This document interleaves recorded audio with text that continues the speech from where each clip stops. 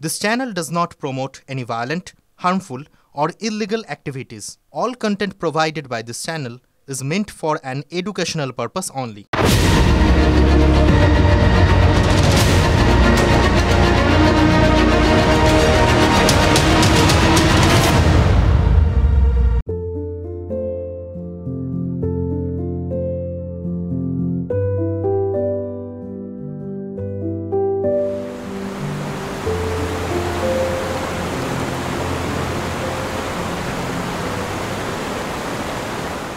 বই খাতা সব চলে গেছে, এবার কিভাবে পরীক্ষা দিব এটা ভাবতেছি। স্কুল ড্রেসও চলে গেছে, সব চলে গেছে আমাদের। আমাদেরকে স্কুলের জামা দাও, স্কুলের বই দাও।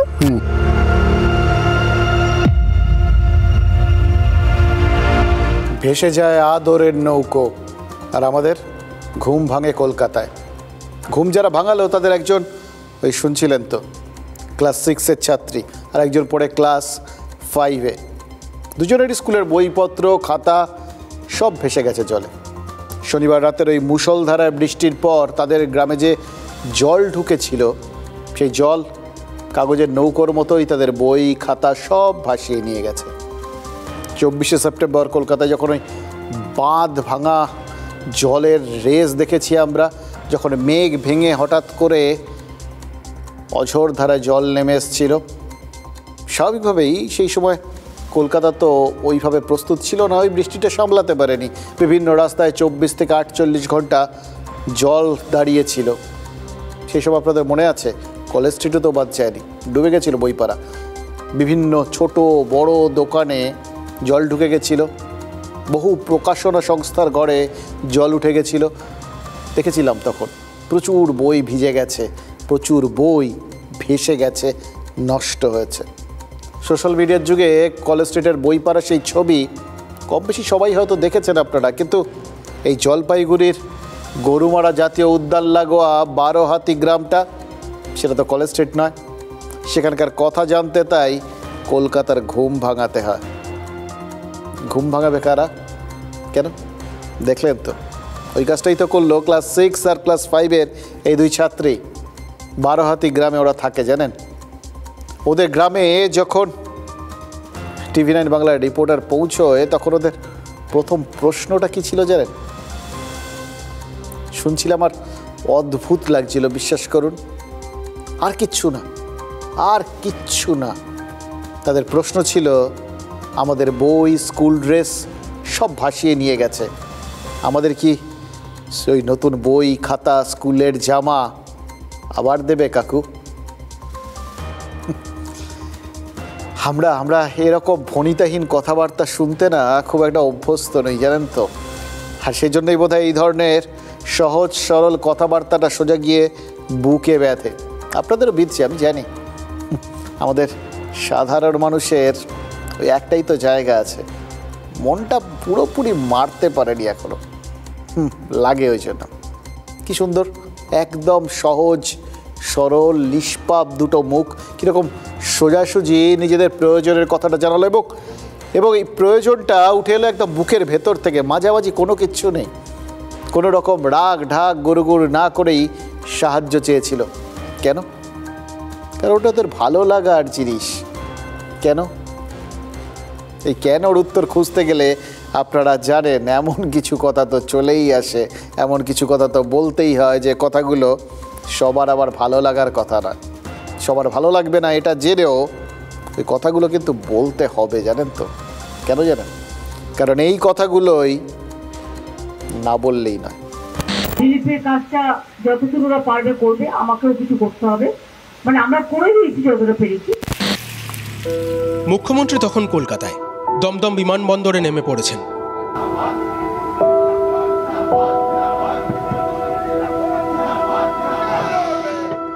অনেক দূরে গরুমারায় জাতীয় উদ্যানের পাশে রামসাই বিচের 12হাতি গ্রামের দুটো ছোট্ট মেয়ে তখন দেখছে ভেঙে যাওয়া ঘর।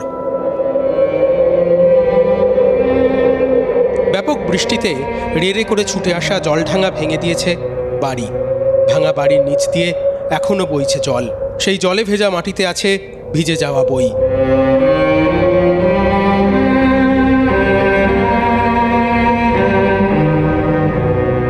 এমন অনেক বই ভিজে গেছে স্কুল ব্যাগ, খাতা, জুতো, চটি। সব থেকে বড় কথা, ভেঙে গেছে জলে ভেজা উনুন। হাঁ করে থাকা হাঁড়ির থেকে একটু দূরে দাঁড়িয়ে দুই মেয়ে চাইল, বই দাও, বই।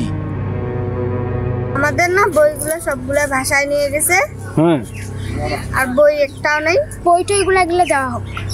আর আমাদের হচ্ছে জামা কাপড়ও চাই, স্কুল ড্রেসও চলে গেছে, সব চলে গেছে আমাদের।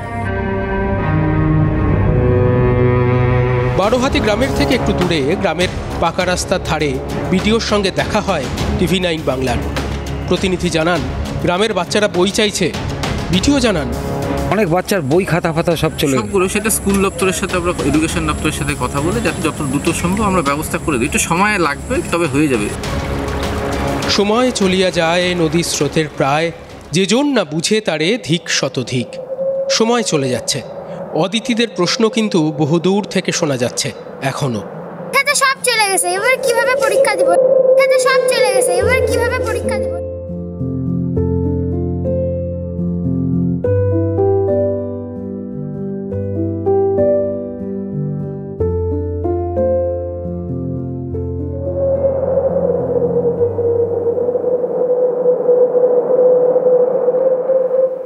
শিক্ষামন্ত্রী শুনলেন, এই বাজারে শিক্ষার এর থেকে ভালো বিজ্ঞাপন আর কি হতে পারে?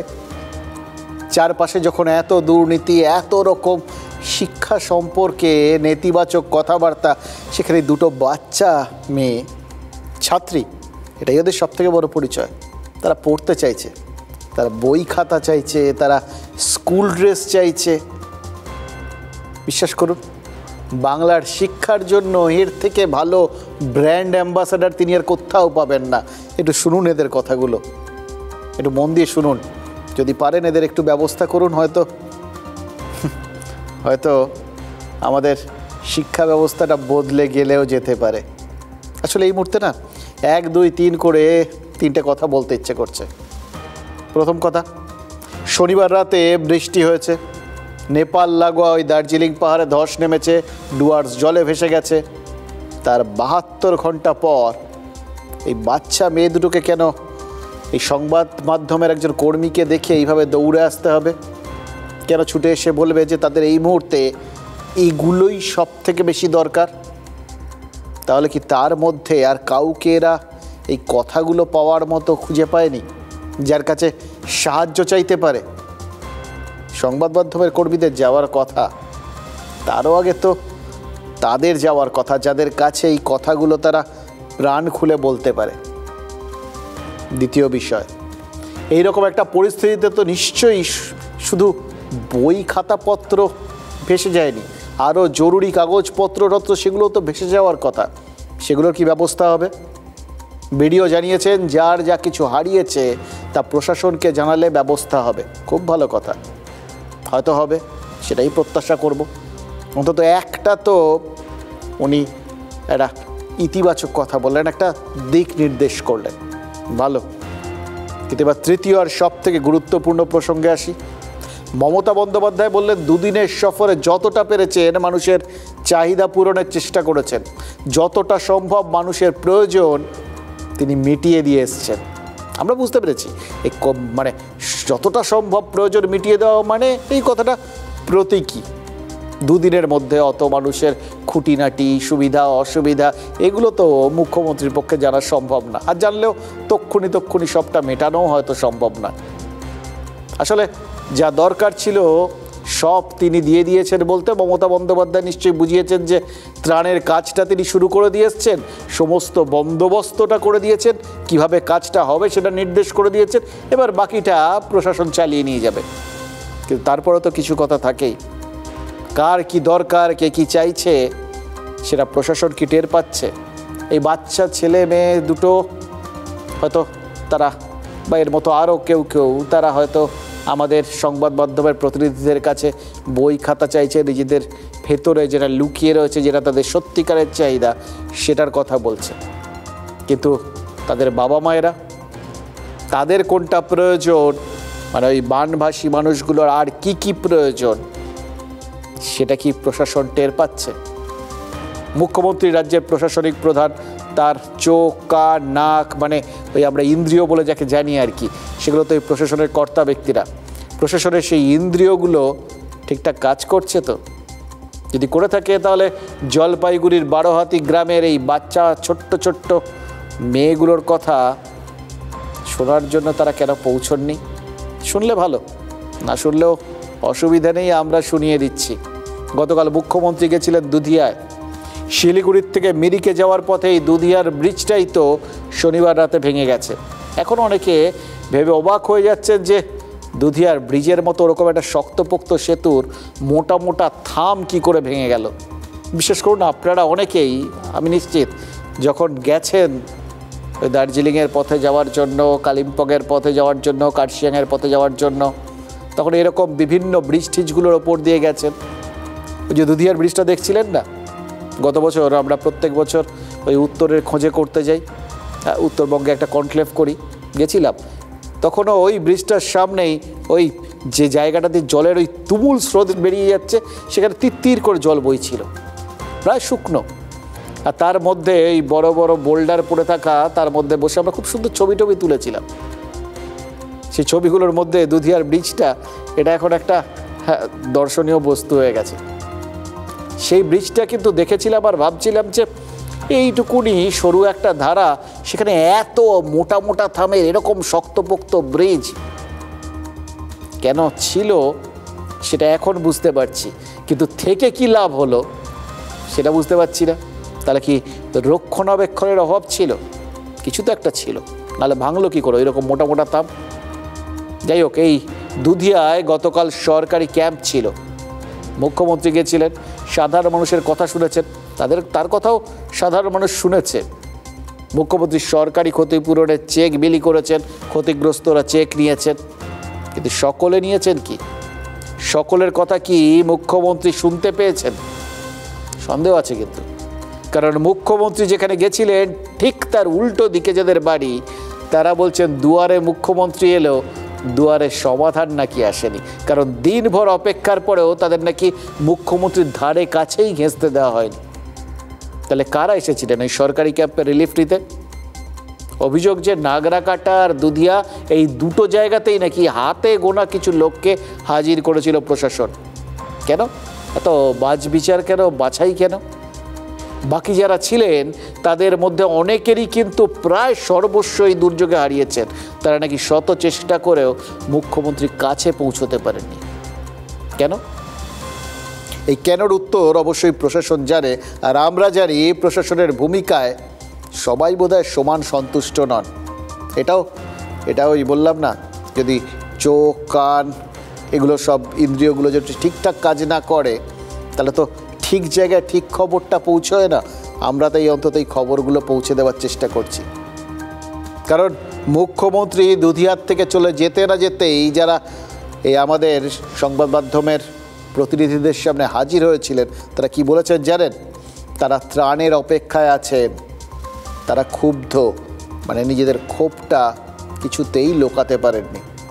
এবার দুধিয়াকে কে যে ব্যতিক্রম বলে ভাববেন, এত বড় একটা বিপর্যয় ঘটে গেছে, সেখানে দু একটা মনে একটু ক্ষোভ তো থাকতেই পারে, এটা তো কোনো অস্বাভাবিক কিছু না। মানে তাদের কাছে এই বিষয়টা খুব স্বাভাবিক, কার কাছে লাগবে আমরা জানি না। কিন্তু সত্যি কথা বলতে কি, দুধিয়াকে একটা ব্যতিক্রমী বলে জায়গা ধরারও তো উপায় থাকছে না, কারণ দুধিয়ার মতো ওই ধূপগুড়ির ওই দক্ষিণ আলতাও গ্রামের মানুষজন, তারাও তো এই ত্রাণ নিয়ে একই অভিযোগ করছেন। ধূপগুড়ি গ্রামে অনেকেই বলছেন যে ত্রাণ নিয়ে নাকি পঞ্চায়েত পক্ষপাতিত্ব করছে। এইবার আমরা আস্তে আস্তে চেনা সিলেবাসের জিনিসপত্র পেতে শুরু করেছি।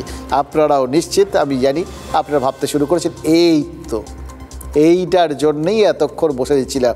এখন অবধি যা যা জিনিসগুলো শুনছিলাম বা কদিন শুনেছি, এর মধ্যে রাজনীতিকদের ওখানে আনাগোনার, নিজেদের মধ্যে সংঘাত, এই বিষয়টা মোটামুটি চেনা, কিন্তু বাকি জিনিসগুলোর তো সেই খোঁজ পাচ্ছিলাম না। এই ত্রাণ নিয়ে অভিযোগ, তারপর পক্ষপাতিত্ব, তারপর আবার যার জন্যে ওই বিভিন্ন জায়গার থেকে ত্রাণের ত্রিপল নেতাদের বাড়ির থেকে পাওয়া যাওয়া, বা তারপর মুখ্যমন্ত্রীর সেই হুঁশিয়ারি কেউ যেন ত্রাণের ব্যাপারে দুর্নীতি না করেন, কাটমানি না নেন। এই চেনা খবরগুলোর জন্য আপনারা অপেক্ষা করছিলেন তো, আমরাও করছিলাম। সেই আয়লা আমপানের সময় থেকেই আমরা জানি যখন যে ক্ষমতায় থাকে তাদের ঘনিষ্ঠরা ওই ত্রাণে অগ্রাধিকার পায়। সরকারি ত্রিপল হয়তো ক্ষমতাসীন নেতার পাকা বাড়িতে সেজন্যেই চলে যায়, চিরেগুড় হয়তো শাসক নেতার ভাড়ারে জমা হয়, কিন্তু যারা সাধারণ মানুষ, যাদের সত্যিকারের ক্ষতিটা হয়, তারা কিচ্ছু পান না। ফলে এক্ষেত্রেও ধূপগুড়িতে যে ব্যতিক্রম কিছু ঘটবে না এটা তো আমরা ধরে নিতেই পারি, তাই না? কিন্তু এক্ষেত্রে উত্তরবঙ্গ ব্যতিক্রম না হলে তৃণমূল কংগ্রেসের অসুবিধাটা কোথায়? এই যে ত্রাণ নিয়ে যে দুই জায়গায় ক্ষোভের কথাটা বললাম, সেই দুই জায়গার মধ্যে আজ দুধিয়ায় গেছিলেন বিমল গুরুংরা, আর ধূপগুড়িতে গেছিলেন সুকান্ত মজুমদাররা। অর্থাৎ যেখানে যেখানে ক্ষোভ তৈরি হচ্ছে বিরোধীরা কিন্তু সেখানে পৌঁছচ্ছে। মানে তৃণমূলের সঙ্গে বিজেপির যেখানে একটা শেয়ানে লড়াই আছে, সেই লড়াইটা আরও জটিল হয়ে যাচ্ছে বিভিন্ন পক্ষের উপস্থিতিতে। সবাই বুঝতে পেরেছেন এখানে মাটি এখন আলগা, একটু নরম। এই নরম মাটিতে একটু আধটু আঁচড়ে দেওয়া বা দু চারটে কোপ মারলে ফসল ফলতে পারে, সেই চাষটা কেউ ছাড়ছেন না। এবার তার ওপর এই ত্রাণ নিয়ে ক্ষোভের সুযোগ যদি বিজেপি পেয়ে যায়, তাহলে দেখুন উত্তরবঙ্গটায় মুখ্যমন্ত্রী সাম্প্রতিককালে এতবার গেছেন, এত পরিশ্রম করছেন, তার তো একটাই কারণ ওই জায়গাটা বিজেপির শক্ত ঘাঁটি। এই যে প্রাথমিকভাবে আর কি যে ৭৭ জন বিধায়ক তারা পেয়েছিল ২১-এ, তার একটা বড় অংশই এই উত্তরবঙ্গ থেকে আসা। তাহলে সেই জায়গাটায় যে তৃণমূল এবার মরিয়া হয়ে ঝাঁপাবে এবং সেটা লিডিং ফ্রম দ্য ফ্রন্ট, মানে মুখ্যমন্ত্রীর সামনে দাঁড়িয়ে নেতৃত্ব দেবেন, সেটা বোঝা যাচ্ছিল যে বারবার যাচ্ছিলেন। এবারও এই বন্যার মধ্যে তিনি পৌঁছে গিয়ে যা যা করলেন, যা করার চেষ্টা করলেন, যেভাবে নিজের ভাবমূর্তি নিয়ে দলের সামনে ঢাল হয়ে দাঁড়ালেন, তার একটাই তো উদ্দেশ্য ছিল যে বিজেপির ওই দুর্গে ফাটল ধরানো। কিন্তু এই ত্রাণ নিয়ে ক্ষোভের সুযোগটা যদি বিজেপি পেয়ে যায়, তাহলে মুখ্যমন্ত্রীর যাবতীয় পরিশ্রম যে জলে যাবে না, তার কোনো গ্যারান্টি আছে কি? এই হচ্ছে দুধিয়ার ভেঙে যাওয়া ব্রিজ, আর সেই ব্রিজের খুব কাছে এই হচ্ছে সরকারি ক্যাম্প। এখানেই মুখ্যমন্ত্রী গিয়েছিলেন মঙ্গলবার। মুখ্যমন্ত্রী যখন ফেরার পথ ধরেছেন, ঠিক তখন স্থানীয় এক তরুণী সংবাদ মাধ্যমকে দেখে ছুটে আসেন। यहाँ के लिए तो बात भी नहीं किया, ये दोनों घर के लिए तो बात भी नहीं किया, किसी ने हमारे लिए एक शब्द भी नहीं उठाया, हमारे खुद के अलावा। एकदम तैयार हो क्या आए थे बताएंगे, लेकिन चांस ही नहीं मिलता है ना, क्योंकि हम तो छोटे मोटे लोग हैं, हमारे पास तो कुछ भी नहीं है। তরুণীর কথার মধ্যেই তাকে সরিয়ে দেওয়া হয়। কেন? দুধিয়া ব্রিজের ঠিক 50 মিটার দূরে একটা ভাঙা ঘরের সামনে নীল সাদা মঞ্চটা থেকে ঢিল ছুড়লে যাদের বাড়ি, তারা বলছেন দিনভর তারা মুখ্যমন্ত্রীর জন্য অপেক্ষা করেছেন, কিন্তু প্রশাসন তাদের কথা মমতা বন্দ্যোপাধ্যায়ের কান পর্যন্ত নাকি পৌঁছতে দেয়নি। रिलीफ मिला है, त्राण मिला है? त्राण तो यही मिला, प्लास्टिक मिला, वो भी फोटो ले लिया। और बाकी कल तो दीदी आया था, हाँ दीदी से बात हुआ? हाँ, हो नहीं पाया। মঙ্গলবার প্রশাসন যাকে সরিয়ে দেয়, সেই তরুণী বা এই সানু সুব্বার মতো মানুষদের এই ক্ষোভের সুযোগ কি কেউ নিতে চাইছে? ये दुधियाबासी को ममता दीदी ने ह्यूमिलेट किया है, क्योंकि इतना फ्रॉड किया है, इतना घर नष्ट हो गया, इतने जमीन नष्ट हो गया, बात टूट गया, एक भी नहीं है बात। और मेरे का आदमी को यहाँ पर लाके 5 लाख रुपए दिया गया। तो अभी जो दुख दर्द में है आदमी लोग, उसके लिए भारत सरकार हो या बंगाल सरकार, सभी को ये ध्यान रखना चाहिए। মুখ্যমন্ত্রীর সফরের পরেও মানুষের মনে ক্ষোভ রয়েছে। এর আঁচ করেই কি দুধিয়ায় গিয়েছিলেন বিমল গুরুং, যেমনটা করেছেন সুকান্ত মজুমদাররা? কেন্দ্রীয় শিক্ষা প্রতিমন্ত্রী গিয়েছিলেন জলপাইগুড়ি, ময়নাগুড়ি, ধূপগুড়ির একাধিক গ্রামে। বিজেপির প্রাক্তন রাজ্য সভাপতির অভিযোগ, ত্রাণ নিয়ে নাকি রাজনীতি করছে তৃণমূল। প্রশাসন এখানে রাজনীতি করছে, তৃণমূলের লোকেদেরকে ডেকে ডেকে রিলিফ সামগ্রী দেয়া হচ্ছে। ত্রাণ নিয়ে ক্ষোভ তো আছে। ধূপগুড়ির মাগুরমারা গ্রামের মানুষের অভিযোগ পঞ্চায়েতের বিরুদ্ধে। কেজি কি চাল দিয়ে সংসার চলবে?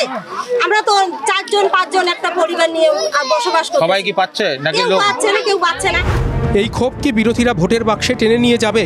তৃণমূলের নেতা কর্মীরা বলছেন সময় লাগলেও মুখ্যমন্ত্রীর কথা মতো ত্রাণ পৌঁছবে প্রত্যেকের দুয়ারে। মমতা বন্দ্যোপাধ্যায় এমন একজন ব্যক্তি যে সকলের পাশে দাঁড়ান, এবং মমতা বন্দ্যোপাধ্যায় নিজে এই জায়গায় এসছেন, মানে এই এলাকার মানুষের নিশ্চিতভাবে কোনো অভিযোগের জায়গা থাকবে না, একটু সময় দিতে হবে। আর মুখ্যমন্ত্রী নিজে বলছেন কদিন পর তিনি নিজে ফের উত্তরবঙ্গে যাবেন। আমি নেক্সট উইকে আবার যাচ্ছি, কারণ আমাকে রিলিফের কাজটা যতটুকু ওরা পারবে করবে, আমাকেও কিছু করতে হবে। অর্থাৎ বিরোধীরা যদি ক্ষত খুঁচিয়ে ঘা করতে চায়, তাহলে উত্তরবঙ্গের ক্ষতে প্রলেপ লাগানোর কাজটা মুখ্যমন্ত্রী নিজে হাতেই করতে চান। ফলে প্রাকৃতিক দুর্যোগ থেকে সেরে উঠলেও রাজনীতির বহু ঝড়ঝাপটা এখনও সহ্য করতে হবে উত্তরের মানুষকে।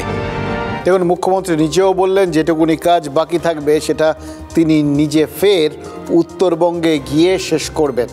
মানে তিনি জানেন যে এরকম ফাঁক ফোকর থাকবে এবং এই ফাঁক ফোকরে যে সমস্ত ক্ষোভের তীর তার দলের দিকে ছুটে আসবে, তার থেকে দলকে বাঁচাতে আবার তাকেই ঢাল হয়ে দাঁড়াতে হবে। আর তার ওই আশ্রয়ে তার দলের লোকজন যে কতটা নিশ্চিত সেটা তো ত্রিরাঙ্কুর ভট্টাচার্যের কথাতে শুনতেই পেলেন, বুঝতেই পারলেন। বললেন তো, মমতা বন্দ্যোপাধ্যায় একবার যখন বলেছেন, যখন আশ্বাস দিয়েছেন, তখন আজ হোক বা কাল হোক ত্রাণ সবাই পাবে, সবাই ক্ষতিপূরণ পাবে। কিন্তু আমরা ভাবছি অন্য কথা। নাগরাকাটায় গত সোমবার খগেন মুর্মু আর শঙ্কর ঘোষ বিক্ষোভের মুখে পড়লেন, মারধর খেলেন, রক্তাক্ত হলেন। সেখান থেকে গোটা বিষয়টা ঘুরে গেল প্রাকৃতিক দুর্যোগ থেকে রাজনৈতিক দুর্বৃত্তায়নের জন্য। মানে কেন হলো এই প্রাকৃতিক দুর্যোগ, এর পেছনে কে দায়ী, কি গাফিলতি দায়ী, এগুলো আর সবাই ভুলে গেল। পুরো ব্যাপারটা রাজনৈতিক লড়াই। এবার বিজেপি অভিযোগ করলো তৃণমূলের গুন্ডা বাহিনী তাদের নেতাদের মারধর করেছে। কিন্তু মুখ্যমন্ত্রী কি বললেন? মমতা বন্দ্যোপাধ্যায় বলেছিলেন যে বিজেপি বিধায়ক আর সাংসদরা নাকি খালি হাতে নাগরাকাটায় গিয়েছিলেন, কিছু না পেয়েই নাকি মানুষ তাদের ওপর চড়াও হয়। এবার খালি হাতে যাওয়ার জন্য, কিছু না পাওয়ার জন্য বিজেপির সাংসদ বা বিধায়করা যদি আক্রান্ত হন, তাহলে এই যে ত্রাণ পাচ্ছেন না বলে একইভাবে যদি তৃণমূলকেও কেউ দায়ী করে ফেলেন, ওই যারা সর্বশান্ত হয়েছেন, তখন একই ফর্মুলা তারা তৃণমূলের ক্ষেত্রেও যে ব্যবহার করবেন না সেটা গ্যারান্টি দিয়ে বলা যাবে তো? দেখুন, মুখ্যমন্ত্রী ঘুরে আসার পরেও যদি কারো হাত খালি থাকে, মানুষ যদি ত্রাণ না পেয়ে খালি হাতে অপেক্ষায় থাকে, তাহলে এই নাগরাকাটার মতো ঘটনা আরও ঘটবে না হলফ করে কেউ বলতে পারবেন তো? সেক্ষেত্রে কে যে সিঁদুরে মেঘ দেখবেন তা তো বলা যাচ্ছে না। তবে সিঁদুরে মেঘে সবসময় যে গরুরাই ভয় পায় তা তো নয়, মানুষও কি ভয় পায় না? পায় তো নিশ্চিত। বিশেষ করে যাদের মানুষের ওপর নির্ভর করতে হয় এবং যারা অনেক বেশি নিজেদের ইমেজ সচেতন। ওই বাংলা সিনেমা জগতের তারকাদের কথা বলছিলাম, তারা জানিয়ে দিয়েছেন, ধীরে সুস্থে ভেবে চিনতে জানিয়েছেন যে তারা উত্তরবঙ্গের ওই দুর্গত মানুষের পাশে আছেন। মুখ্যমন্ত্রীর ত্রাণ তহবিলে তারা টাকা তুলে দেবেন। এবার তাতে অনেকেই প্রশ্ন করেছেন যে প্রায় 72 ঘন্টা পরে তাহলে অবশেষে টলিউডের এই তারকাদের ঘুমটা ভাঙল। আসলে রোববার সকাল থেকে সারা রাজ্যের মানুষ তো দেখেছে যে যখন উত্তরবঙ্গ প্রবল দুর্যোগে বিধ্বস্ত, প্রবল ক্ষয়ক্ষতি, চারপাশে মানুষ আর গন্ডারের দেহ জলে ভাসছে, হরিণ হাতি সাঁতরে ডাঙা খুঁজছে, মানুষ নিরাপদের একটা আশ্রয়ের খোঁজে, ঠিক একইভাবে জল ভাঙছে। এই ছবিগুলো দেখে যখন গোটা রাজ্যের মানুষ আতঙ্কিত ছিল, তখন দেখছিল কিছু তারকা তারা রেড রোডে ওই রাজ্যের পুজো কার্নিভালে নাচ গান করছেন। ফলে অনেকেই ভেবেছিলেন রাজ্যের মানুষ যখন দুর্যোগে বিপর্যস্ত, তারা যখন তার সঙ্গে সহমর্মী হয়ে আতঙ্কিত বোধ করছেন, কোথাও কোথাও সহমর্মিতা বোধ করছেন, এই সেলিব্রিটিদের মনটা কি অন্যরকম? এই সমস্ত স্পর্শ করে না? তাদের মনের ভাব ভঙ্গি ধরন ধারণ এতটা অন্য ধাঁচে গড়া যে তারা উৎসবে ফেসে যেতে পারলেন। সোশ্যাল মিডিয়া নিয়ে কিন্তু প্রবল আক্রমণ হয়েছে, আপনারা অনেকে লিখেছেন। এই লেখাগুলোই হয়তো পড়ে আমাদের চলচ্চিত্র তারকারা বিবেকবান হয়ে উঠেছেন, এই প্রশ্নটা আবার উঠতে শুরু করেছে জানেন সোশ্যাল মিডিয়া। কিন্তু কে বোঝাবে বলুন তো যে মানুষগুলো এগুলো লিখছেন যে 2 মিনিটে ইনস্ট্যান্ট নুডলস তৈরি হয় বলে ঘটনা ঘটার 2 মিনিটের মধ্যে তারকাদের বিবেক জেগে উঠবে, এটা একটু বাড়াবাড়ি রকমের আশা করা হয়ে গেল না? যারা তারকা তারা তো জলে নামার আগে জল মাপেন সব সময়, সেটা সিনেমার তারকা হন বা রাজনীতির তারকা। আমি শুধু একা নয়, আজকে সকাল থেকে আমরা কাল থেকে উদ্যোগটা নিয়েছিলাম। কালকে রাত থেকে রানাদা, শ্রীকান্দা, বোম্বাদার সঙ্গে কথা হয়ে সকাল থেকে আমরা আলোচনা করলাম যে আমরা একটা ফান্ড তুলে চিফ মিনিস্টার রিলিফ ফান্ডে দেবো। পুজোটা কাটেনি, মানুষজন এদিক ওদিক ছড়িয়ে আছেন, ছুটিতে আছেন, সবাইকে কানেক্ট করা আর বুঝতে হবে। এখন কিন্তু স্বতঃস্ফূর্তভাবে আমরা জানি আজকে কালকের মধ্যে অনেকটা, যতটা আমরা পাবো, আমাদের সামর্থ্য খুব কম, কিন্তু তার মধ্যে সবাই এগিয়ে এসছে। দেখুন, বেটার লেট দ্যান নেভার বলে একটা কথা আছে, জানেন তো। দেরিতে হয়েছে, কিন্তু হয়েছে তো বোধোদয়। এতে তো আর কিছু না হোক, এই মানুষজনের হাতে যদি দুটো বাড়তি জিনিসও পৌঁছয়, দুটো বাড়তি মানুষও যদি এই ত্রাণ ঠানগুলো একটু পান, তাহলে সেটা মানুষজনেরই ভালো, সাধারণ মানুষেরই ভালো। তাই আমরা যখন যেভাবে সাধারণ মানুষের পাশে দাঁড়াবেন, তাকে স্বাগত জানাবো। এই বিনোদনের লোকজন বাস্তবের মাটিতে নেমেছেন, মানুষের দুঃখ কষ্ট বোঝার চেষ্টা করছেন, দুর্গতদের সাহায্য করার এত চেষ্টা করছেন। এটা দেখুন, এটা সবাই ভাববেন কেন করলেন, কবে করলেন, কিভাবে করলেন, এই সমালোচনার জন্য করলেন নাকি এদের হঠাৎ আত্মোপলব্ধি হলো। যা খুশি হোক না, ছেড়ে দিন না, কী হবে। আলটিমেটলি এই প্রয়াসটা মানুষের উপকার হলে ভালো। কিন্তু মুশকিল কি জানেন, ইতিহাস সাক্ষী আছে জানেন, মানুষকে ভালো রাখার প্রয়াস অনেক সময় নজর ঘোরানো চক্রান্ত ছাড়া আর কিচ্ছু হয় না। জনতার অসন্তোষ, হতাশা, এসব থেকে নজর ঘোরাতে বারবার তো এই বিনোদনকেই ব্যবহার করা হয়েছে। আর এই বিনোদন তারকারা, আপনারা ভাববেন আপনাদের কথা বলছি, মানে এটা ঘটনাচক্রে, এটা মনে হলো তাই বললাম, কিন্তু এটাই বাস্তব। অসন্তুষ্ট জনতার নজর ঘোরাতে বারবার যুগে যুগে যেই বিনোদনকে ব্যবহার করা হয়েছে। আর সব থেকে মজার ব্যাপার কি জানেন, এই বিনোদনের ক্ষেত্রে, মানে মানুষকে ভোলানো বিনোদনের ক্ষেত্রে মানুষকেই, সাধারণ মানুষকেই, জনতাকেই এই বিনোদনের অঙ্গ হিসেবে বারবার ব্যবহার করা হয়েছে। ধরুন রোমান সাম্রাজ্যের কথা, একটু দূরে চলে গেলাম আর কি, কিন্তু বিশ্বাস করুন এইগুলো পরপর মনে হচ্ছে আর আপনাদের সাথে শেয়ার করছি। আপনারা ভাবুন না, আমরা পরে না হয় কোনো সময় আলোচনা করে দেখব যে আমাদের ভাবনা চিন্তাগুলো মিলছে কিনা। ভাবুন, ওই যে অমন দুরন্ত একটা প্রবল পরাক্রমশালী রোমান সাম্রাজ্য, যার একটা কড়া আইন ব্যবস্থা ছিল, যারা দুরন্ত যোগাযোগ ব্যবস্থা তৈরি করেছিল, এই সমস্ত ওই রোমান সম্রাটরাই গড়ে তুলেছিলেন। আবার সেই রোমান সাম্রাজ্যেই স্বৈরাচার, স্বজন পোষণ, দাসপ্রথা বা দুর্নীতির বিষয়গুলো তীব্র অসন্তোষ তৈরি করেছিল। আর তখনই উদয় হয়েছিল বিনোদনের। হতাশা, রাগ থেকে সাধারণ রোমানদের নজর ঘোরাতে বিনোদনের নামে ওই গ্ল্যাডিয়েটারদের লড়িয়ে দেওয়ার খেলাটা শুরু হয়েছিল। যারা লড়ছিলেন আর যারা লড়াই দেখে মজা পাচ্ছিলেন, তারা কেউ বুঝতেই পারেননি যে বিনোদনের নামে ওটা আসলে নজর ঘোরানোর ষড়যন্ত্র। Are you not entertained? তোমরা মজা পেয়েছো তো? উচ্ছ্বাসে ফেটে পড়া রোমান জনতার উদ্দেশ্যে বলেছিলেন গ্ল্যাডিয়েটর ম্যাক্সিমাস। কে ম্যাক্সিমাস? একজন রোমান যোদ্ধা, যে আরেকজন রোমান যোদ্ধাকে পরাজিত করে খুন করেছিলেন। বলা ভালো, বাধ্য হয়েছিলেন হত্যা করতে, কারণ এটাই নিয়ম এখানে, হয় তুমি বাঁচবে নয় ও, দুজন বাঁচতে পারবে না। আর দর্শক আসনে বসা রোমান জনতা, সাধারণ মানুষ, তারা মৃত্যুর এই খেলাটা তাড়িয়ে উপভোগ করেছিল।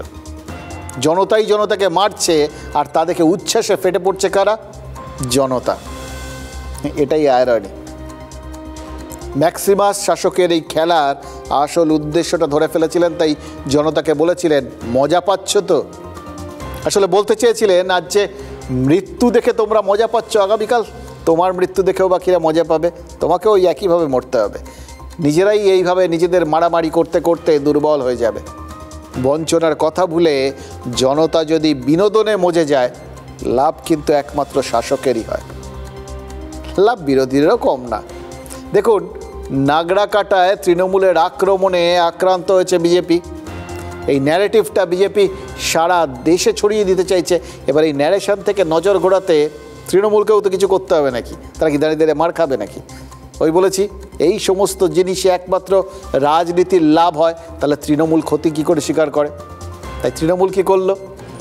আক্রমণকারীর তকমাটা সরিয়ে দেওয়ার জন্য হঠাৎ আক্রান্ত হওয়ার পথ খুঁজে নিল। মানে ধরুন অঙ্কের হিসেবে আক্রমণকারী যদি প্লাস হয়, আক্রান্ত তাহলে মাইনাস, প্লাসে মাইনাসে জিরো, ব্যাস। আর তাদের ওপর কারোর কোনো রাগ বিতৃষ্ণা, সাধারণ মানুষের কোনো আবেগ কিচ্ছু কাজ করবে না, যা ছিল তাই হয়ে যাবে। এটাই রাজনীতির মজা, বুঝলেন তো? কারণ রাজনীতি ভালো মতো জানে জনতা আক্রমণ আর আক্রান্ত হওয়া দুটো ব্যাপারেই মজে থাকতে পারে। রোমান সাম্রাজ্যও মজে ছিল, আজও মজে থাকবে। রাজনীতির এই আত্মবিশ্বাসটা তো রয়ে গেছে সেই রোমান সাম্রাজ্যের সময় থেকে বা তারও আগের থেকে আজ পর্যন্ত। তাই জনতার জন্য একের পর এক কলোসিয়াম তৈরি হয়ে গেছে। ওই কলোসিয়াম কি জানেন তো? ওই রোমান সাম্রাজ্যে যেখানে ওই দেখছিলেন ম্যাক্সিমাসরা লড়াই করছিল, স্টেডিয়াম, সোজা কথায় মানুষ মারার স্টেডিয়াম, যেখানে যোদ্ধারা মারপিট করতো। মারতো জনতা, মরতো জনতা, আনন্দ পেত জনতা। আপাতত আক্রমণকারীর থেকে আক্রান্ত হওয়ার রাস্তায় হাঁটতে ত্রিপুরায় পৌঁছে গেছে তৃণমূল। আবার পথ কে দেখিয়েছে? সেটাও এক রাজনৈতিক দল, বিজেপি। নাগরাকাটায় বিজেপি সাংসদ, তাদের বিধায়ক এরা আক্রান্ত হয়েছিলেন, তাই ত্রিপুরায় তৃণমূলের পার্টি অফিসে আক্রমণ হয়েছে। এবার মজাটা দেখুন শুধু, জনতা খেলার খেলায় সবাই জনতা সাজতে চাইছেন, রাজনীতিকরাও জনতা সাজার খেলায় নেমে পড়েছে। জায়গা পাল্টাপাল্টি করে এক দল আরেক দলকে আক্রমণ করছে, যুদ্ধ খেলায় মাতছে, আর সাধারণ জনতা চোখ বড় বড় করে দেখছে আর সব ভুলে হাততালি দিচ্ছে। যত যুদ্ধ হবে ততই আসল বিষয়গুলোর থেকে নজর সরে যাবে। কেন উত্তরবঙ্গের এই পরিস্থিতি, কেন পরিবেশ নিধন নিয়ে রাজ্য কেন্দ্র সব সরকার সব পক্ষ এতদিন চুপ করেছিল, এগুলো আর আলোচনাতেই আসছে না। কেন বোল্ডার চুরি হচ্ছিল এতদিন ধরে, কেন যেখানে সেখানে অবৈজ্ঞানিকভাবে বাড়ি তৈরি হয়েছে, নদী খাত বদলে দেওয়া হচ্ছে, কিচ্ছু গাছ কেন কাটা হচ্ছে নির্বিচারে, কেন পুষ্পার মতো হঠাৎ দেখা যাচ্ছে যে পুরো ওই ভেসে যাওয়া জলের স্রোতের মধ্যে পরপর গাছের গুড়ি ভেসে যাচ্ছে, কেউ খোঁজ করেনি। কিন্তু করতে পারতো, কিন্তু তার আগেই তো এখন সবাই ওই লড়াই খেলায় মেতে উঠেছে, হাততালি দিচ্ছে, সব আলোচনার থেকে চলে গেছে বাইরে। সব আলোচনা আক্রমণ, আর আক্রমণ যারা সহ্য করছে আক্রান্ত তাদের নিয়ে। রোমান সাম্রাজ্য থেকে আধুনিক রাষ্ট্র ব্যবস্থা, স্ট্র্যাটেজি তার মানে একটাই, ভেঙে পড়া জনতার মধ্যে লড়াই লাগিয়ে দাও। এমন একটা লড়াই যা দেখে ভেঙে পড়া জনতাই মজা পাবে, বিনোদনে মজে উঠবে, ব্যাস। দেখুন বাস্তবটা অস্বীকার করার উপায় নেই। আর এই যে রাজনীতির আকচাকচি, এটা যে বিনোদন, এটাকে অস্বীকার করার কোনো জায়গা নেই। ও অমুক নেতা যা বললো না, দারুণ। আর তমুক নেতা কি করলো দেখলে, আহা হা হা, অমুক নেতা যখন মার খেয়ে যাচ্ছিল মুখটার অবস্থা কি, আহা, এগুলোই চর্চায়। তাই নাগরাকাটার ম্যানমেড বন্যা পৌঁছে গেছে ত্রিপুরায়। ভালো করে খেয়াল করুন, আপনারা করছেন আমি জানি, আপনারা ছাড়েন না কিচ্ছু। এই রাজনীতির লক্ষ্য আর উপলক্ষ্যটা আপনাদের নজর এড়ায়নি, আমি নিশ্চিত। এই ত্রিপুরায় তৃণমূলের পার্টি অফিস আক্রান্ত, সেখানে চলে গেলেন কুণাল ঘোষ, সায়নী ঘোষরা। আর যাওয়ার আগে সায়নী ঘোষ দমদম এয়ারপোর্টে পূর্বাভাস দিয়ে গেলেন। কি পূর্বাভাস?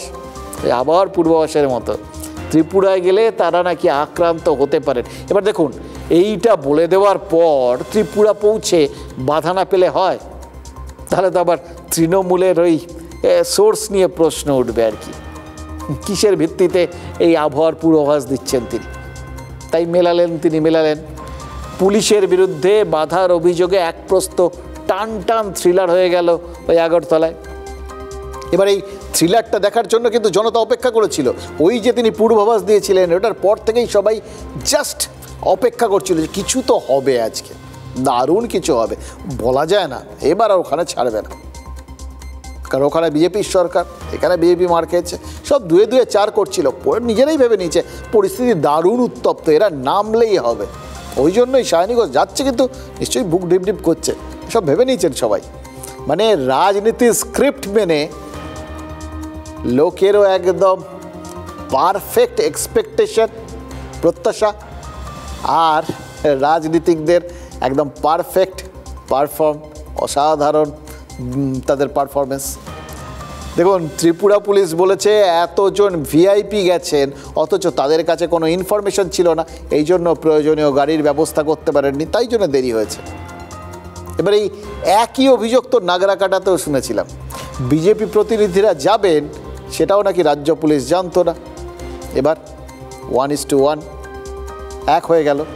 ওখানে একরকম অ্যাকশন হয়েছিল, এখানে আরেক রকম। ওখানে বিজেপির ওই বিধায়ক সাংসদ এরা মার খেয়ে রক্তাক্ত হয়েছে, আর এখানে এয়ারপোর্টের মেঝেতে বসে প্রতিবাদ, গাড়ি না দেওয়ার অভিযোগে ঘণ্টাখানেক ধরে টান টান চাপান উত্তর। অলরেডি হুমকি দেওয়া তো শুরু হয়ে গেছে এবং বিজেপির প্রথম সারির নেতারা, তারা বিজেপির যুব মোর্চার নেতারা, তারা শুরু থেকেই ফেসবুক এবং নানা রকমের সামাজিক মাধ্যমে তারা হুমকি দিতে শুরু করেছেন। আমরা পরিষ্কার বলছি, আমাদের গাড়িগুলো এখানে এসেছিল, গাড়িগুলোকে হুমকি দিয়ে তাড়িয়ে দেওয়া হয়েছে। এবার একটি মাত্র গাড়ি আছে, এবার এখানে তো প্রিপেড ট্যাক্সি আছে, এটা তো জনগণের, সেটার টাকা দিয়ে বুক করতে গেছিল, সেটা পর্যন্ত করতে দিচ্ছে না। এটা ত্রিপুরা স্টেট গভর্নমেন্ট এবং প্রশাসনের ফেলিয়ার যে আজকে 3 জন সিটিং এমপি, একজন মিনিস্টার, একজন এক্স এমপি, একটা পার্টি ডেলিগেশনকে যারা নিজেদের অফিস ভাঙা হয়েছে বলে ভিজিট করতে এসছে, একটা 5-6 জনের ডেলিগেশন তাদের পার্টি অফিস ভাঙা হয়েছে বলে আপনাদের পশ্চিমবঙ্গে তো আপনারা 365 দিন ডেলিগেশন পাঠাচ্ছেন। আজ আমরা নাবাদপথ দেখলাম, আমাদের কর্মীরা গাড়ি নিয়ে এসছেন, আমাদের নিয়ে যেতে আমাদের, তারপরে অভিযোগ পাচ্ছি কি না গাড়ির চালকদের হুমকি দিয়ে বার করে দিয়েছে, সামনে ওখানে লোক ঘুরছে, ট্যাক্সি স্ট্যান্ড থেকে গাড়ি নিতে দেবে না। সেটা কিসের জন্য এসছে যেখানে একটা 6 জনের একটা ডেলিগেশনকে আপনারা পার্টি অফিস অব্দি যেতে দিতে পারছেন না? তৃণমূলই নেই ওখানে, পার্টি অফিস কোথা থেকে থাকবে? তৃণমূলের পার্টি অফিস ভাঙচুর হবে ওখানে? তৃণমূল আছে নাকি ওখানে কোথাও? দেখুন, সুকান্ত মজুমদার যাই বলুন, ওখানে তৃণমূল আছে, অন্তত থাকার চেষ্টা করেছে। আর কিছু না হোক, পার্টি অফিসটা যে ছিল এটা তো নিশ্চিত। এবার যদি তাদের পার্টি অফিস ভাঙচুর হয়, সেটার প্রতিবাদ করা, সেটা দেখতে যাওয়া, সেটাকে কেন্দ্র করে একটা আন্দোলন করা, অন্তত চেষ্টা করা, এর অধিকার তৃণমূলের আছে, এটা গণতান্ত্রিক অধিকার, এটা নিয়েও জাস্ট কোনো কথা নেই। শুনলেন তো, সায়নী বললেন যে এটা প্রশাসনের, রাজ্য সরকারের ব্যর্থতা ত্রিপুরার, যে তারা এই একজন তার মতো সাংসদ বা বিভিন্ন যারা রয়েছেন তার সঙ্গে মন্ত্রী, নেতা, এদের নিরাপত্তার ব্যবস্থা করতে পারছেন না। ঠিক এই সাংসদদের, এই মন্ত্রীদের নিরাপত্তার ব্যবস্থা যদি ত্রিপুরা সরকার করতে না পেরে থাকেন, এটা নিঃসন্দেহে খুব অন্যায়, ব্যর্থতা। তাহলে কোথাও গিয়ে তিনিও স্বীকার করবেন কি যে একজন বিধায়ক, একজন সাংসদকে যদি রক্তাক্ত হতে হয় এই পশ্চিমবঙ্গে, এই উত্তরবঙ্গে রক্তাক্ত হতে হয় ত্রাণ দিতে গিয়ে বা ত্রাণের খোঁজ নিতে গিয়ে, তাহলে সেটাও তাদের গণতান্ত্রিক অধিকার এবং তাদের রক্তাক্ত হওয়াটা তাদের রাজ্য সরকারের ব্যর্থতা? প্রশ্নগুলো কিন্তু পাশাপাশি চলে আসে। মুশকিল হচ্ছে রাজনীতিতে দুটো প্রশ্ন পাশাপাশি কখনো চলে না, যে কোনো একটা হবে। দেখুন, ভৌগোলিক এবং রাজনীতির মানে এই যে বেছে নেওয়াটা না, এবং রাজনীতির এই দৃষ্টিভঙ্গিটা, এটা অসাধারণ। বহু নয়কে হয়, হয়কে নয় করে দিতে পারে, এমন এমন সব ঘটনা ঘটে আপনারা ভাবতেও পারবেন না।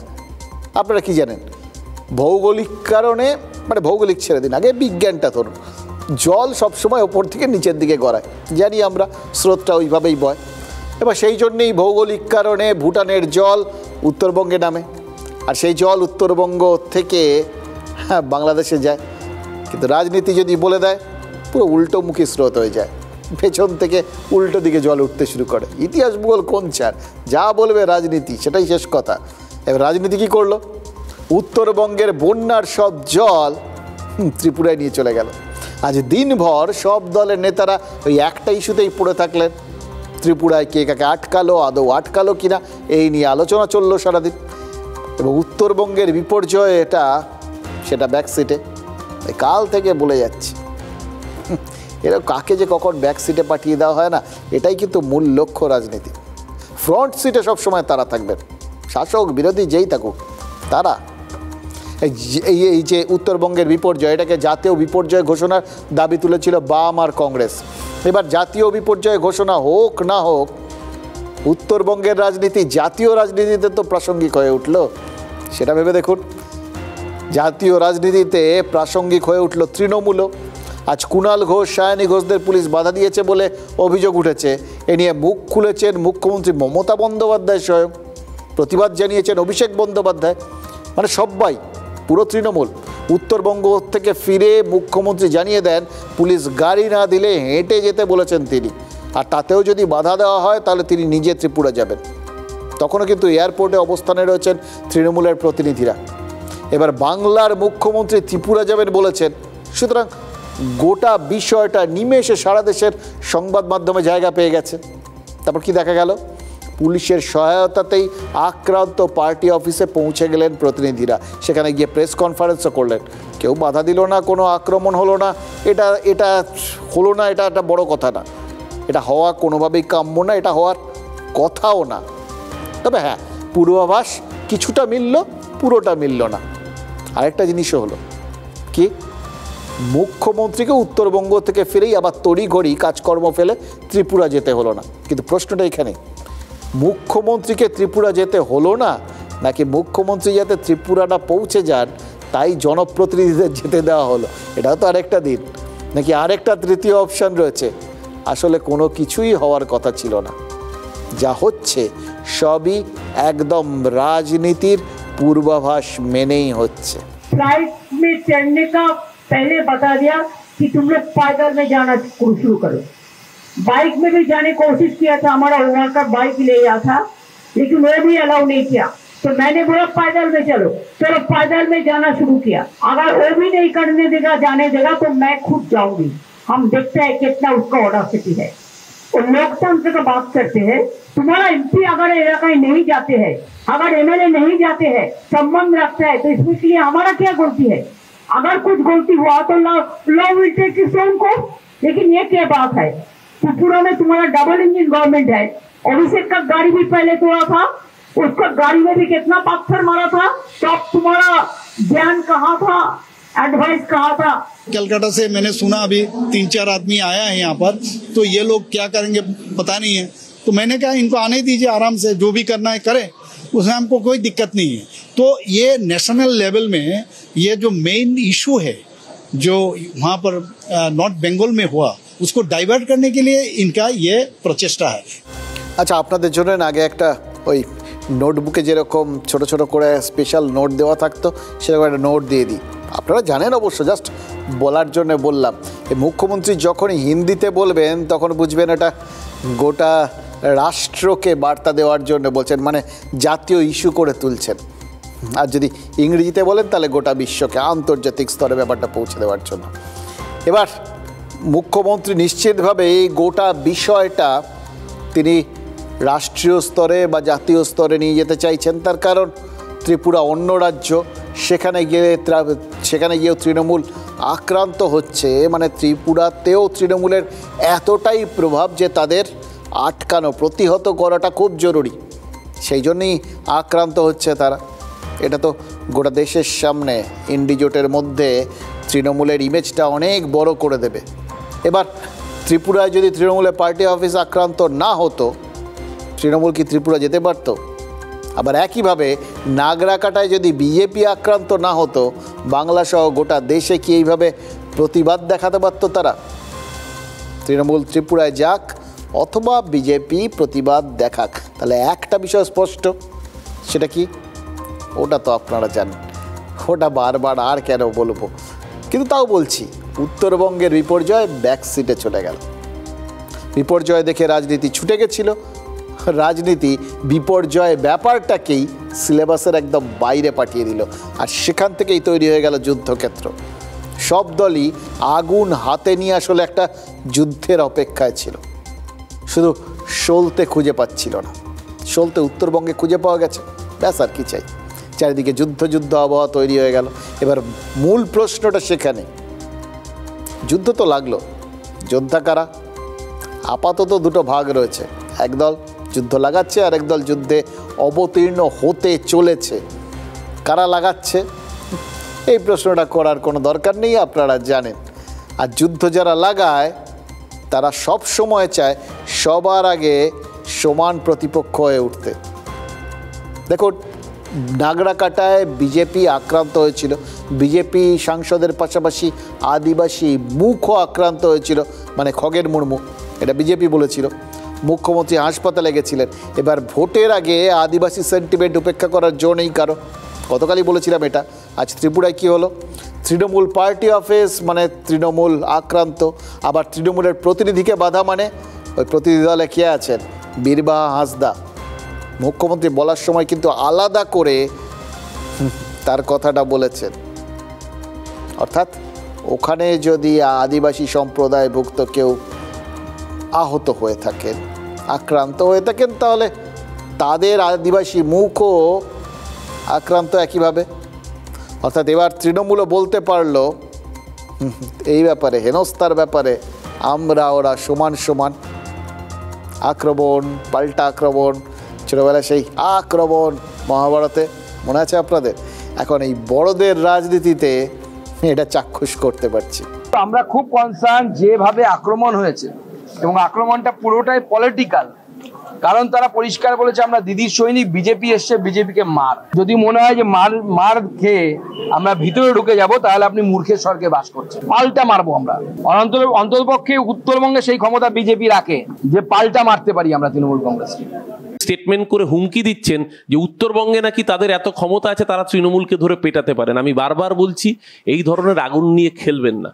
এই ধরনের আগুন নিয়ে খেললে সেই আগুনে কিন্তু নিজেদের হাতই পুড়বে। আপনার মুখ থেকে যদি এই ধরনের প্রভোকেটিভ মন্তব্য আসে এবং তার জন্য যদি আগামী দিন রাজ্যের ল অ্যান্ড অর্ডারে কোনো রকমের অনিষ্ট হয়, তার জন্য রেসপন্সিবিলিটি কিন্তু ডক্টর সুকান্ত মজুমদার আপনাদের এই ধরনের স্টেটমেন্টগুলোকেই নিতে হবে।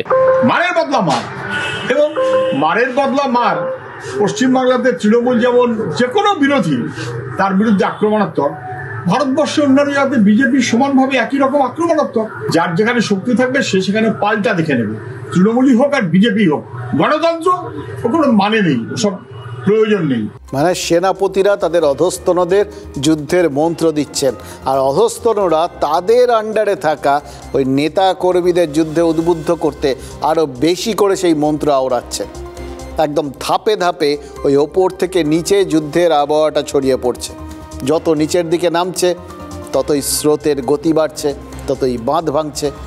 কিভাবে? খেয়াল করুন, ওই বাঁকুড়ার সোনামুখীর বিধায়ক বাকি নেতাদের মতো তিনিও কিন্তু যুদ্ধে নামতে প্রস্তুত।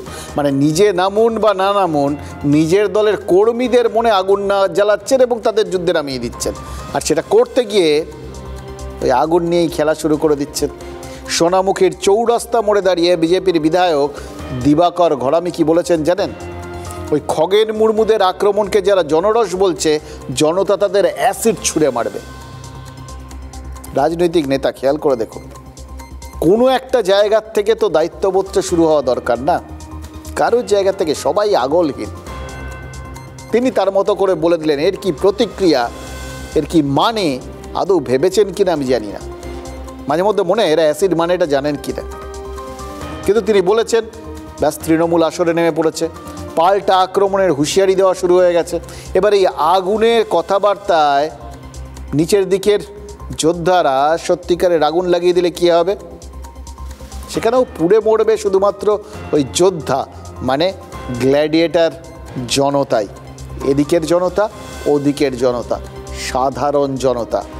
নেতারা মাঝে মধ্যে খগেন মুর্মুর মতো ঘটনা ঘটে যায়, কিন্তু তারা হয়তো তখন মনে মনে ভাবেন বা ভাবেন কিনা জানি না যে আগুন নিয়ে খেলতে গেলে মাঝে মধ্যে ছ্যাঁকা তো লাগবেই, হাত তো পুড়বেই, কিন্তু আগুন নিয়ে খেলার বিরাম কি আছে? ওই জন্যই ভাবি, আপনার আমার ভাবনার সঙ্গে নেতাদের ভাবনা মেলাবেন না। আজকে উদয়ন গুহ, কুণাল ঘোষ তারা বলছেন যে জনরস। আমি ওই উদয়ন গুহ আর কুণাল ঘোষকে বলতে চাই, জনরস তো 26-এর পরে হবে, তখন আপনাদের মুখে পাথর নয়, ওই এলাকার মানুষ অ্যাসিড ছুঁড়ে মারবে, অ্যাসিড। আপনারা তৈরি থাকুন, আপনাদের এই পচা মুখগুলো আগামী দিনে পুড়িয়ে দেবে ওই এলাকার জনগণ। দিবাকর বাবুকে বলবো ভাষা সংযত করুন, আপনি এরপর সাবধান হয়ে যান, তাহলে আপনাকে ঘেরাও কর্মসূচিটা কিন্তু তৃণমূল কংগ্রেসের করতে বেশিক্ষণ সময় লাগবে না। এলাকায় ঘুরতে পারবেন না, এলাকা থেকে বেরোতে পারবেন না, আমি আপনাকে সাবধান করে দিলাম দেববাবুকে। মুখের ভাষা আর যা খুশি মিথ্যে কথা যখন যা খুশি বলছে। উদয়ন গুহ তো একজন গুন্ডা মাফিয়া, তো এলাকার মানুষ মেনে নেবে? শুধু পুলিশের ক্ষমতা নিয়ে এখন নেতাগিরি দেখাচ্ছে। খুন কা বদলা খুন, ইতিহাসে এরকম প্রতিশোধের হুঙ্কার বারবার শোনা গেছে। ওই যে একটা কথা আছে না, an I for an I, চোখের বদলা চোখ, ওই খুন কা বদলা খুন। ইতিহাস ঘাটলে দেখা যায় কথাটা আইনের শাসন কায়েম করতেই নাকি চালু হয়েছিল, জানেন তো? কি অদ্ভুত! হামুরাবির কোড আর ওল্ড টেস্টামেন্ট, সেখানেও নাকি শাস্তি কতটা হবে তা ঠিক করতে এরকম ব্যবস্থার কথা বলা আছে। মানে নিয়মটা হলো আপনি যতটা ক্ষতি করবেন আপনারও ঠিক ততটাই ক্ষতি করা হবে, মানে সেই ক্ষতি করার নিদানই দেবে আইন। মানে আইনের পেছনেই যখন এরকম প্রতিশোধের দর্শন, তখন রাজনীতির লোকেরাও যে তেমনই স্লোগান দেবে, এটা আশ্চর্য হওয়ার কি আছে? কিন্তু রাজনীতি আবার পাটিগণিতের হিসেবেও চলে না, জানেন তো? তাই কখনো কখনো প্রতিশোধ ভুলে দুপা পিছিয়েও আসতে হয়। ওই 4 পা এগোনোর জন্য 2 পা পিছিয়ে আসাটা যুদ্ধের স্ট্র্যাটেজির একটা অঙ্গ। রাজনীতিতে বহুমুখী সূত্র কাজ করে, কখন যে কোনটা নেবে বুঝতে পারবেন না। মোদ্দা কথা, রাজনীতির এই গোটা বিষয়টার মধ্যে হিসেব নিকেছে যেটা লাভজনক সেইটাই তারা করে। এই জন্যেই রাজনীতিতে এরকম একটা পিছিয়ে আসার একটা খুব সুন্দর নাম আছে, সৌজন্য। বাঙালি ভদ্র সমাজের কাছে খুব প্রিয় শব্দ। রাজনৈতিক রক্তারক্তির মাঝে হঠাৎই সৌজন্য এসে হাজির হয়। দেখলেন, কালকে আমরা দেখলাম মমতা বন্দ্যোপাধ্যায় দেখতে চলে গেলেন ওই খগেন মুর্মুকে, সৌজন্য।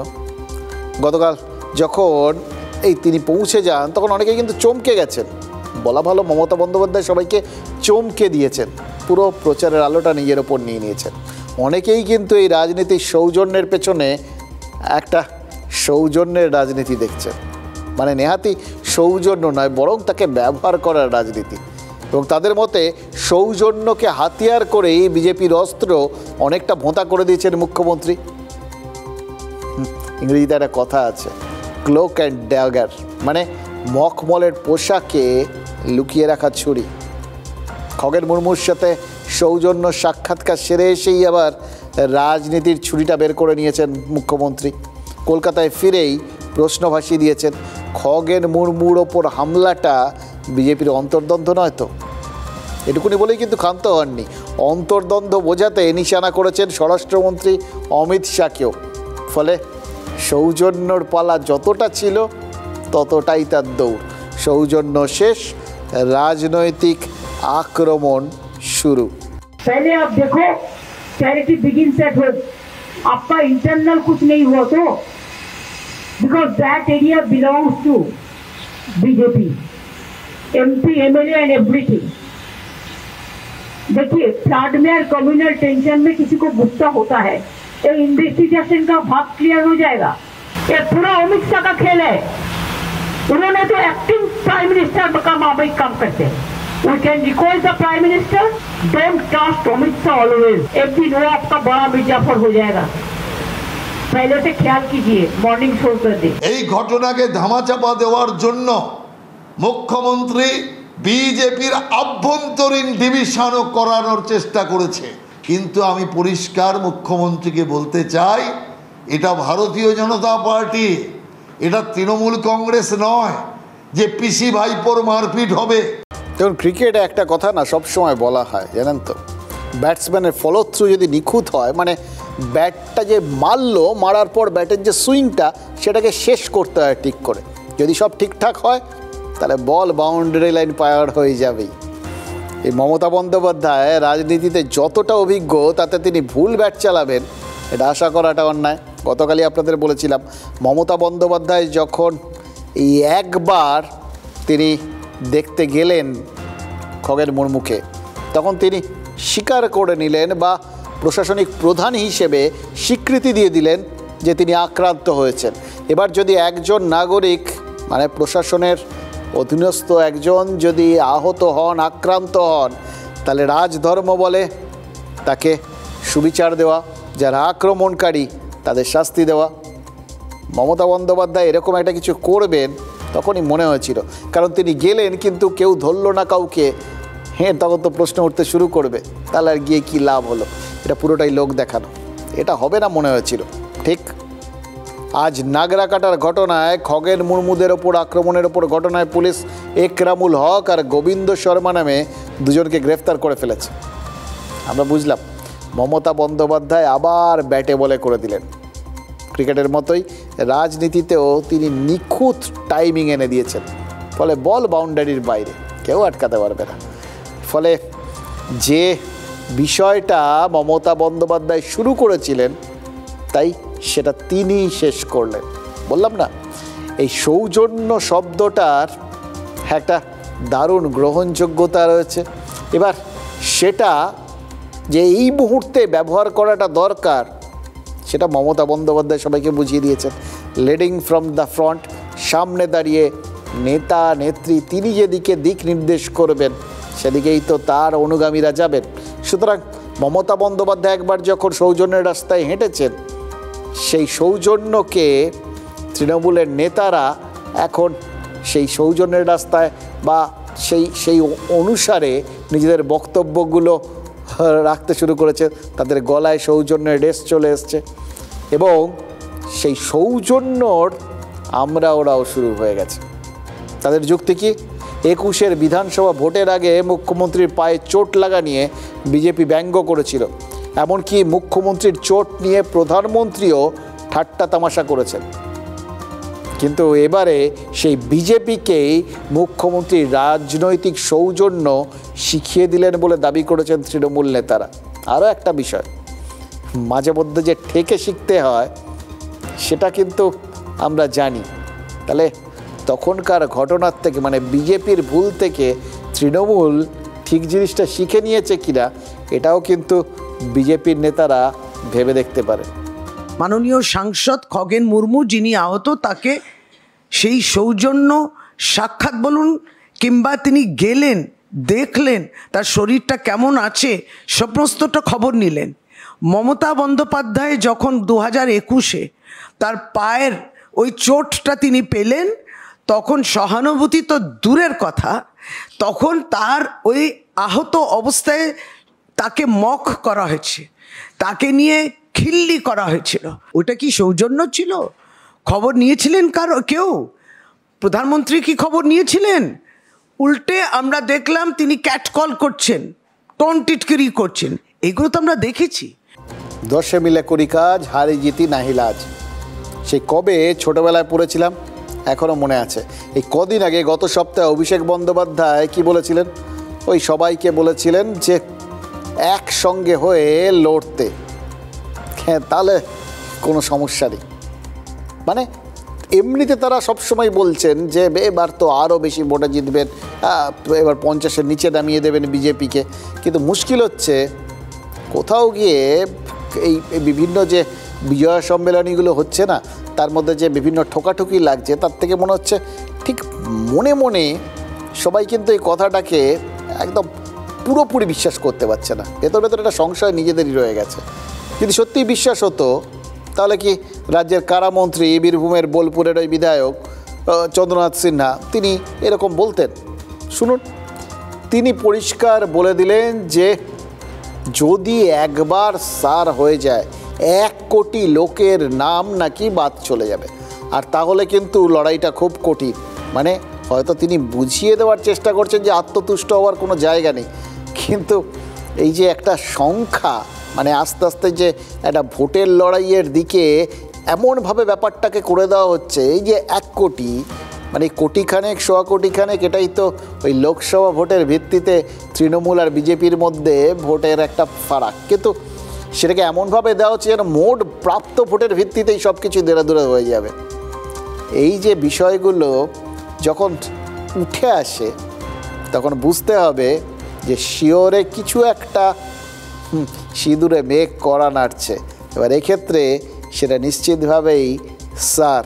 এবার সার নিয়ে যে কি বড় জটিলতা তৈরি হতে চলেছে সেটা আপনাদের কালকে বলবো।